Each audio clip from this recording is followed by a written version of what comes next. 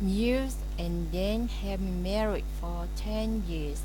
You laughed then, but she hid his snoring. It is so loud and disgusting.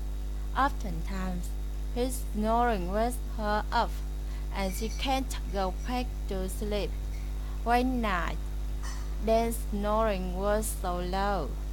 You decided to sleep on the couch.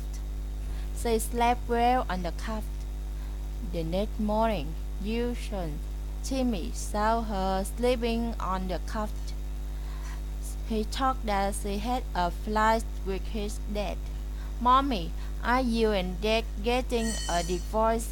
Timmy asked. You laughed and hurt Timmy. No, Timmy, your dad just snored a lot. Timmy asked if she snored. You wasn't sure. Later, you asked then if she snored.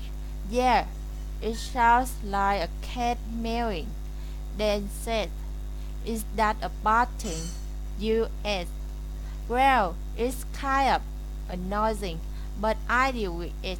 Dan said. You was embarrassed that she snored. She went to the doctor to see if she could do anything about it. The doctor gave her a few tests but said that there was no medicine or cure for snoring.